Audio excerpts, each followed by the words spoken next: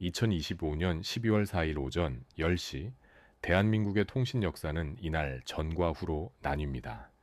스페이스X의 위성 인터넷 서비스 스타링크가 드디어 한국 땅에서 공식 가입자를 받기 시작했기 때문입니다.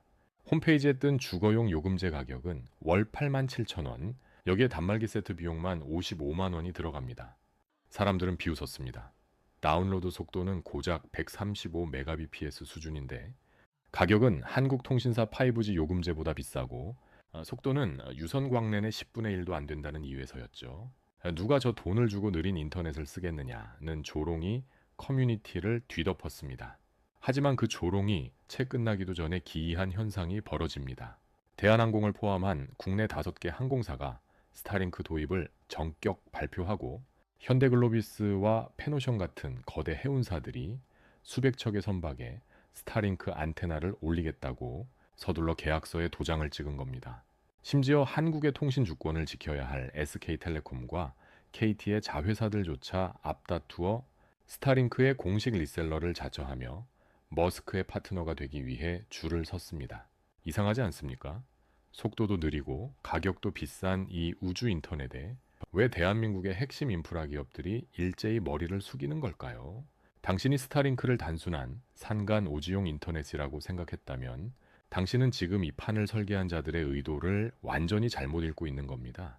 일론 머스크가 한국 시장에 던진 87,000원이라는 청구서 뒤에는 대한민국의 자율주행 데이터, 물류 경로, 그리고 차세대 통신인 6G 주도권을 통째로 삼키려는 냉혹한 자본의 메커니즘이 숨겨져 있습니다. 오늘 우리는 그들이 감추고 싶어하는 진실을 파헤쳐 보려 합니다.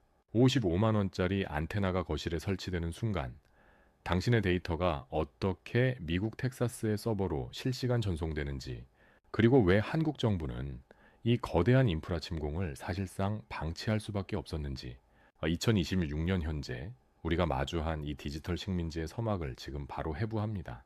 우리는 지난 10년 동안 통신 3사의 마케팅에 속아왔습니다. 5G가 세상을 바꿀 것이라며 수조 원의 광고비를 쏟아부었지만 현실은 어떻습니까? 조금만 지하로 내려가도 끊기고 도심 외곽만 벗어나도 4G로 전환되는 반쪽짜리 서비스에 불과했습니다. SK텔레콤, KT, LG U+가 전국에 촘촘하게 박았다는 수십만 개의 지상기지국, 이것이 그들의 난공불락의 요새라고 믿었겠지만 일론 머스크의 시각에서 이 기지국들은 그저 구시대의 유물에 불과합니다. 스타링크가 한국에 진출하며 가장 먼저 노린 것은 개인 사용자가 아닙니다. 그들은 지상의 물리적 한계를 가장 뼈아프게 느끼는 B2B 시장의 아킬레스건을 정확히 찔렀습니다. 현재 지구 저궤도에 떠 있는 스타링크 위성은 6,000개가 넘습니다. 지상에서 2만 킬로미터 이상 떨어진 곳에 떠 있는 기존 정지궤도 위성과 달리 스타링크는 고작 550 킬로미터 상공에서 시속 27,000킬로미터로 지구를 휘감고 있습니다. 이게 왜 중요할까요? 바로 지연 시간 때문입니다.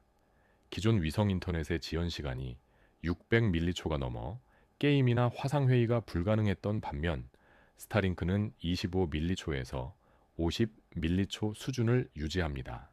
지상의 광 케이블 속도에 근접한 겁니다. 기지국 하나를 세우기 위해 땅을 파고 전선을 깔고 인허가를 받는데 수개월이 걸리는 한국의 통신 환경에서 스타링크는 그저 하늘이 보이는 곳에 55만 원짜리 안테나 하나만 쓰면 끝납니다. 더 소름 돋는 사실은 한국 통신사들의 태도입니다. 그들은 스타링크를 경쟁자로 보고 대적하는 대신 스타링크의 한국 법인인 스타링크 코리아의 소매상 역할을 자처했습니다. SK텔레콤의 자회사 SK텔링크와 KTSATI 왜 스타링크의 리셀러 계약을 맺었을까요? 겉으로는 서비스의 다양화라고 말하지만 본질은 항복 선언입니다.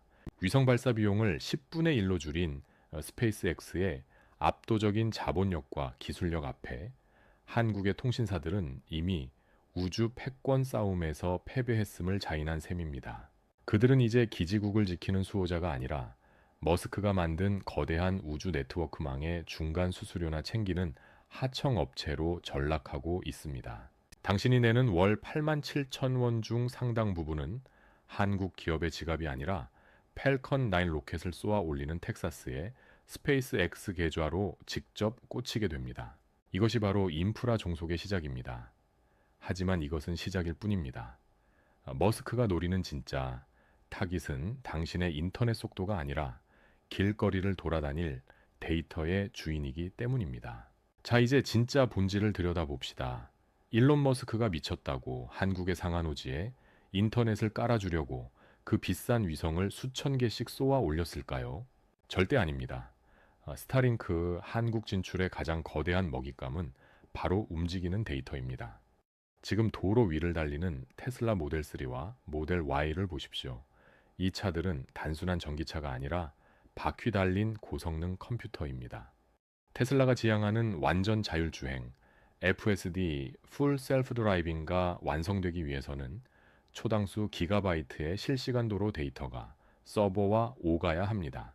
그런데 여기서 치명적인 문제가 발생합니다.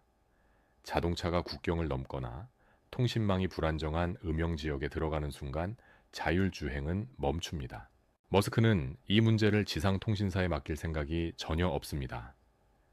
SK텔레콤이나 KT의 망을 빌려 쓰면서 비싼 로밍 요금을 내고 그들의 통제에 놓이는 것을 머스크의 자존심이 허락하지 않기 때문입니다. 스타링크는 테슬라의 거대한 신경망입니다.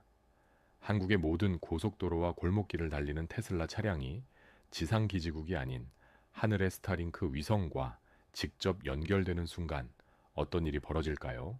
대한민국 도로 위의 모든 교통정보, 운전자의 습관, 차량의 위치 데이터가 한국통신사의 서버를 거치지 않고 곧바로 미국의 스페이스X와 테슬라 본사 서버로 빨려 들어갑니다.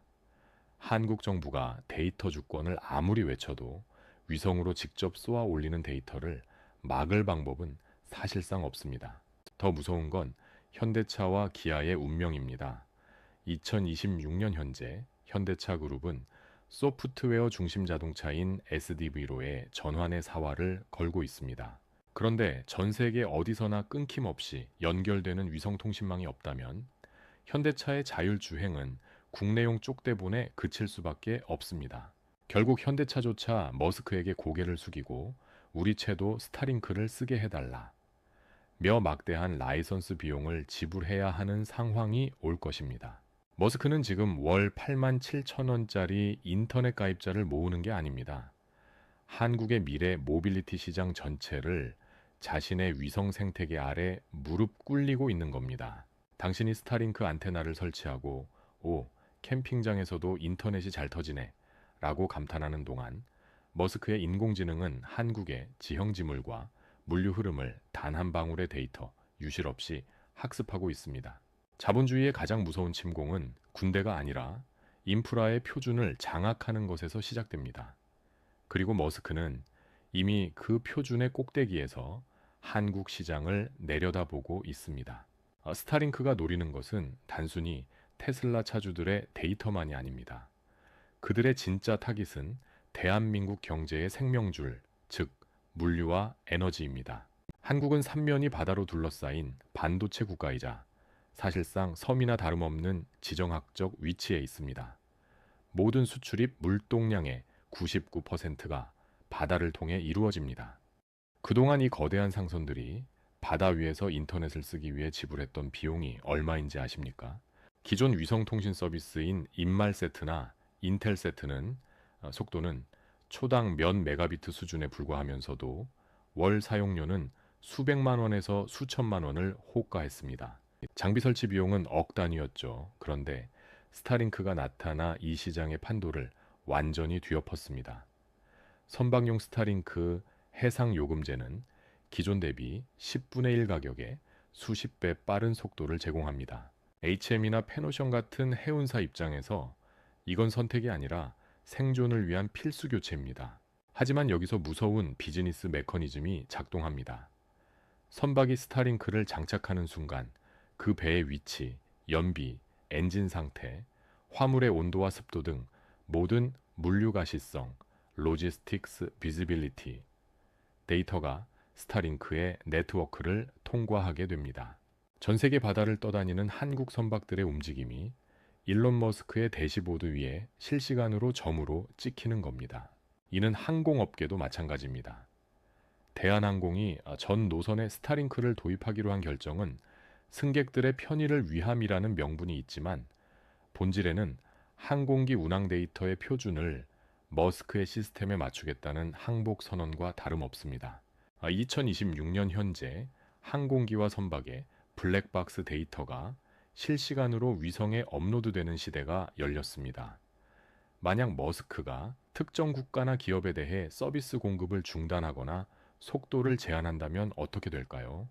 그 나라의 물류와 항공망은 그 즉시 마비됩니다. 이것이 바로 자본주의에서 말하는 플랫폼의 무기화입니다. 머스크는 단순히 인터넷 서비스를 파는 게 아닙니다. 그는 전 세계 물류의 혈관을 움켜쥐고 그 혈관을 흐르는 피, 즉 데이터를 통제하려 합니다. 한국의 통신 3사가 도심 속 기지국수에 집착하며 5G 요금제 몇천 원 인상안을 만지작거리는 동안 머스크는 지구 전체를 아우르는 거대한 디지털 관세청을 구축했습니다. 이제 한국 기업들은 물건을 팔기 위해 머스크가 깔아놓은 우주 인프라의 통행료를 내야 합니다. 87,000원은 그 거대한 통행료 징수소로 들어가기 위한 입장권에 불과했던 겁니다. 자본주의 역사에서 국가가 독점 기업을 이길 수 있었던 유일한 무기는 규제였습니다. 하지만 일론 머스크는 이 규제라는 담장조차 가뿐히 뛰어넘고 있습니다. 2026년 현재 전 세계 통신업계의 최대 화두는 6G입니다. 5G까지는 지상 기지국 중심의 통신이었지만 6G의 핵심은 NTN, 즉 비지상 네트워크입니다. 지상과 하늘을 하나로 묶는 3차원 통신망이죠. 한국 정부와 통신 3사는 2028년 6G 상용화를 목표로 수조 원의 예산을 쏟아붓고 있습니다. 그런데 문제가 생겼습니다.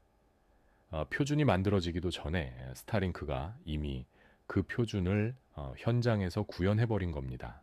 스타링크가 최근 선보인 다이렉트 투 셀 서비스는 별도의 안테나 없이도 당신이 든 스마트폰과 위성을 직접 연결합니다.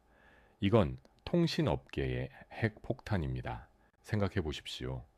만약 당신이 산속에서 조난을 당했거나 국가적 재난으로 지상기지국이 모두 파괴되었을 때 오직 스타링크만 터진다면 당신은 누구에게 요금을 내겠습니까? 한국 정부는 국내법을 근거로 스타링크의 망 중립성 준수, 국내 서버 설치, 감청 협조 등을 요구하려 하지만 머스크의 대답은 냉담합니다. 우리는 우주에서 직접 신호를 쏜다. 당신들의 물리적 국경은 우리에게 의미가 없다. 실제로 스타링크는 우주 레이저 링크 기술을 통해 지상국 없이 위성끼리 데이터를 주고받습니다. 한국 정부가 국내 게이트웨이를 차단한다고 해도 본질은 데이터는 일본이나 괌의 지상국을 통해 전 세계로 뻗어나갑니다. 대한민국 방송통신위원회의 통제권이 미치지 않는 치외 법권 지대가 우리 머리 위에 형성된 겁니다. 더욱 잔혹한 비즈니스 논리는 여기서 나옵니다. 한국 통신사들이 6G 망을 깔기 위해 전국의 산과 들의 기지국을 세울 때 스타링크는 그저 위성 몇 개를 더 쏘아 올리는 것으로 대응합니다. 비용 구조 자체가 다릅니다. 스페이스X는 재사용 로켓을 통해 위성 발사 비용을 기존의 100분의 1 수준으로 낮췄습니다. 한국 기업들이 도저히 따라갈 수 없는 규모의 경제와 비용의 격차입니다. 결국 한국 정부는 통신 주권이라는 자존심을 버리고 스타링크와 타협할 수밖에 없을 겁니다. 이미 군 당국은 작전 효율성을 위해 스타링크 도입을 검토 중이며 재난망의 백업으로 스타링크를 활용하는 안이 논의되고 있습니다. 국가의 혈관인 통신망의 열쇠를 일론 머스크라는 일개 기업인에게 넘겨주고 있는 셈입니다. 우리는 지금 87,000원의 인터넷을 사는 게 아니라 대한민국의 통신 주권이 실시간으로 해체되는 과정을 목격하고 있습니다. 그렇다면 이 냉혹한 자본주의의 흐름 속에서 우리는 어떤 선택을 해야 할까요? 자본주의는 감정에 휘둘리지 않습니다. 그들에게 애국심이나 국가기관 산업의 보호 같은 명분은 수익률 15%의 벽 앞에서 무력해집니다. 우리가 오늘 살펴본 스타링크의 한국 상륙은 단순한 통신 서비스의 교체가 아닙니다. 그것은 한국이 지난 수십 년간 쌓아 올린 지상 중심의 디지털 성벽이 우주라는 새로운 전장에서 어떻게 무너지고 있는지를 보여주는 잔혹한 증거입니다. 머스크가 우리에게 판 8만 7천 원짜리 이용권은 사실 인터넷 사용료가 아닙니다. 그것은 우리가 일론 머스크가 설계한 거대한 데이터 생태계에 자발적으로 종속되겠다는 항복 문서의 구독료에 가깝습니다. 테슬라의 자율주행, 선박과 항공의 물류망, 그리고 미래의 6G 통신까지 이 모든 핵심 인프라의 표준이 머스크의 손아귀에 들어갔을 때 한국 기업들이 낼 수 있는 카드는 그리 많지 않습니다. 그렇다면 우리는 이 냉혹한 자본주의 시스템에서 무엇을 배워야 할까요? 첫째, 인프라를 장악한 자가 모든 규칙을 결정한다는 사실입니다. 한국 통신사들이 국내용 마케팅과 요금제 쪼개기에 골몰하는 동안 머스크는 지구 전체를 하나의 망으로 묶는 물리적 실체를 구축했습니다. 경쟁의 차원이 다르면 전략은 무의미해집니다. 둘째, 데이터는 새로운 시대의 영토입니다. 영토를 잃은 국가는 속국이 되듯 본질은 데이터를 뺏긴 기업은 하청업체가 됩니다. 당신이 쓰는 스마트폰의 신호가 지상 기지국이 아닌 우주로 직접 향하는 순간 대한민국의 디지털 영토는 그만큼 좁아지는 겁니다. 셋째, 자본주의에서 편리함은 언제나 의존성이라는 미끼를 숨기고 있습니다. 55만 원의 장비값과 8만 7천 원의 월 요금이 합리적으로 느껴지는 순간 당신은 이미 머스크의 생태계에서 벗어날 수 없는 고정 고객이 된 것입니다. 이제 질문은 우리에게 돌아옵니다. 우리는 머스크가 던진 편리함이라는 미끼를 물고 그의 디지털 식민지에서 편안한 삶을 살 것인가? 아니면 이 거대한 인프라 독점의 이면을 꿰뚫어 보고 새로운 생존 전략을 짤 것인가? 8만 7천 원의 설계도는 이미 완성되었습니다. 그리고 그 설계도 안에서 당신의 위치를 결정하는 것은 당신의 기술이 아니라 본질은 이 판을 읽어내는 통찰력일 것입니다. 자본주의의 냉혹한 메커니즘은 멈추지 않습니다. 다만 그 흐름을 읽는 자만이 살아남을 뿐입니다.